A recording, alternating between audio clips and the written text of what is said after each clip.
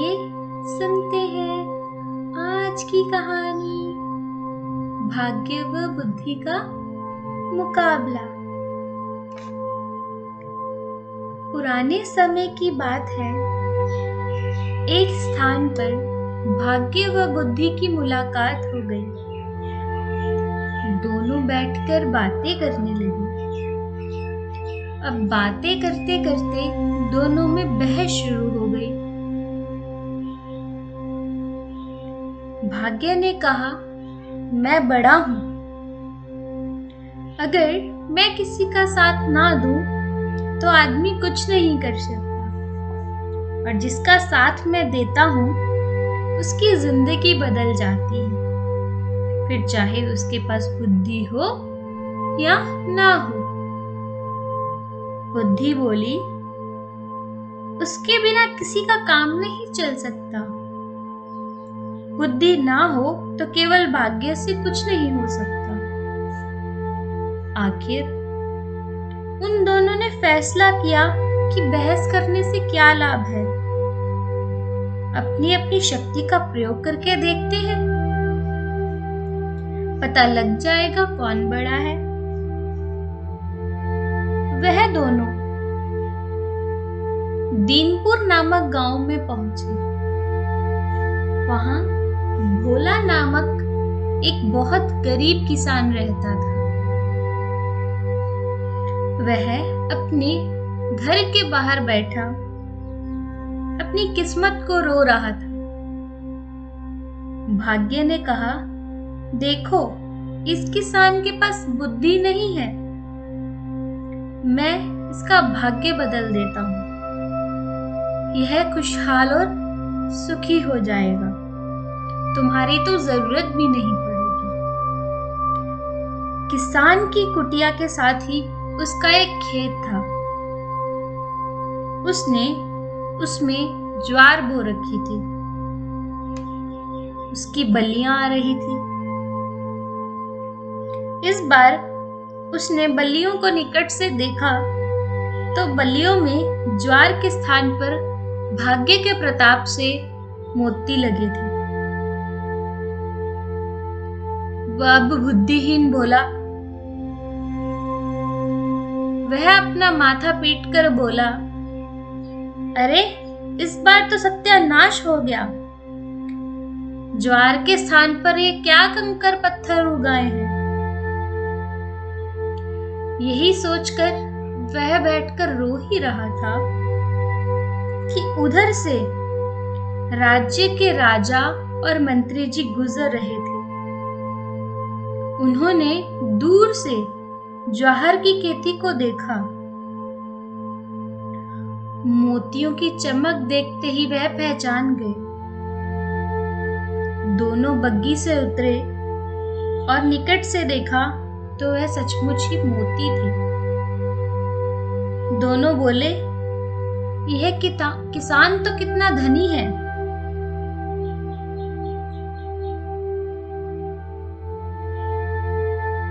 इसके खेत में तो मोती उगते हैं। मंत्री ने भोला से कहा, भाई, हम एक बल्ली तोड़कर ले जाएं? भोला बोला, एक क्या, 50 उखाड़ लो, पत्थर ही पत्थर तो लगे हैं इसमें। राजा मंत्री से कोहनी मारकर बोला, देखो तो कितना विनम्र है, अपने मोतियों को पत्थर बता रहा है। मंत्री ने कहा, दिल भी विशाल लगता है महाराज। हमने एक मांगा है और है 50 ले जाने को कह रहा है। वह वहां से 2 बल्लियां तोड़कर चले गए। बग्गी में बैठा राजा मोतियों को हाथ में तोलते हुए मंत्री से बोला, हम राजकुमारी के लिए योग्य वर ढूंढ रहे थे, दूर क्यों जाएं? यह किसान कितना जवान है, धनी है और कितना बड़ा दिल है इसका। मोतियों को तो यह पत्थर बताता है। मंत्री जी, आपका क्या ख्याल है? मंत्री बोला, महाराज, आपने तो मेरे मुंह की बात छीन ली। मंत्री बग्घी से उतरकर भोला के पास गया। उसने भोला के हाथ में एक अशर्फी रखकर कहा, हे वक, हम तुम्हारा विवाह राजकुमारी से तय कर रहे हैं। भोला घबराया, नहीं नहीं मालिक, मैं एक गरीब किसान हूं। और इससे आगे वह कुछ कह पाता। मंत्री को लगा कि यह सब वह अपनी विनम्रता के कारण कह रहा है। उन्होंने उसकी पीठ थपथपाकर उसे चुप करा दिया। राजा के जाने के बाद भोला ने लोगों को बताया कि उसकी शादी राजकुमारी से तय हो गई है। सब हंसने लगे। एक ने कहा, अरे बेवकूफ, यह शायद तुझे मरवाने की चाल है। हम तो तेरे साथ नहीं चलेंगे, कहीं हम भी ना मारे जाएं। अकेले ही अपनी बारात ले जाइए। भोला को अब अकेले ही जाना पड़ा। जब वह राजमहल पहुंचा तो उसे अकेला देखकर राजा ने बुरा तो नहीं माना और उसे मंत्री के घर पर ठहरवाया। वहीं से उसकी बारात आई। धूमधाम से भोला का विवाह राजकुमारी के साथ हो गया। शादी हो जाने के बाद राजा ने अपने राज्य का एक भाग उसे दे दिया। राजा के कोई पुत्र नहीं था। वह दामाद को ही अपने पास रखना चाहते थे ताकि राज सिंहासन बाद में उसे सौंप सके।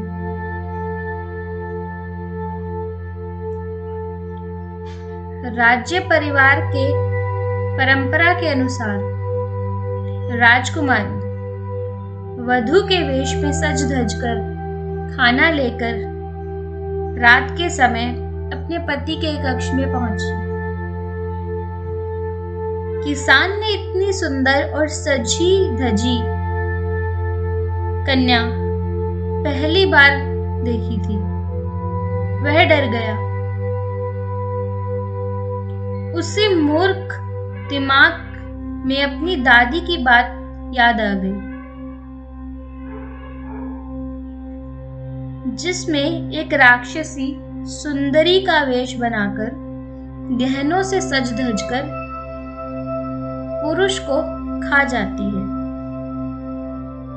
उसने सोचा कि यह वही राक्षसी है और मुझे खाने आई है।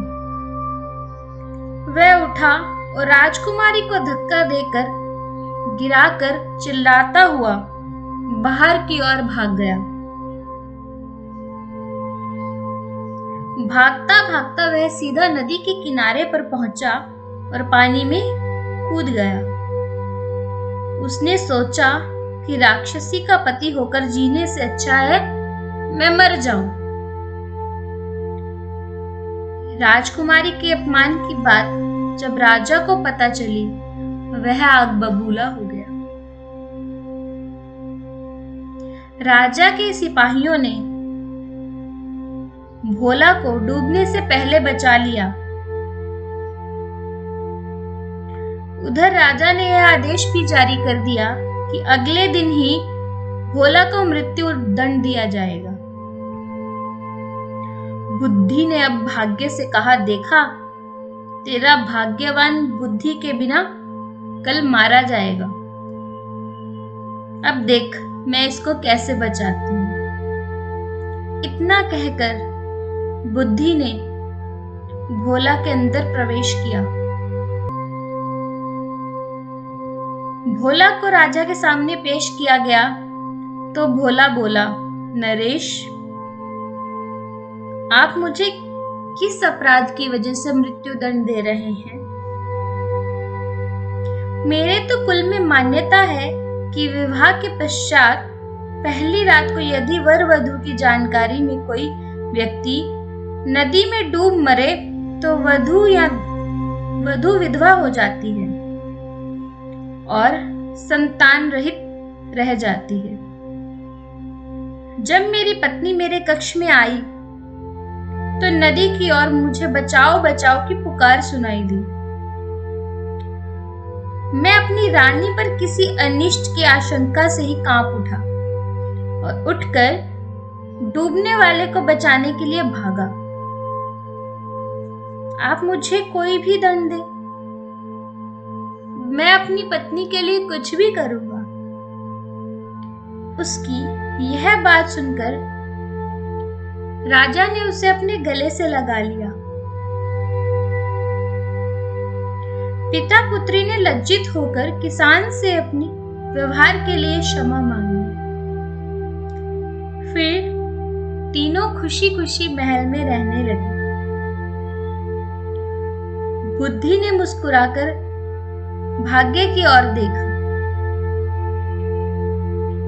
भाग्य ने शर्म से अपना सिर झुका लिया था। शिक्षा। जीवन में सफलता के लिए बुद्धि व भाग्य दोनों का मेल ही जरूरी है। किसी भी एक से जिंदगी को सफल नहीं बनाया जा सकता।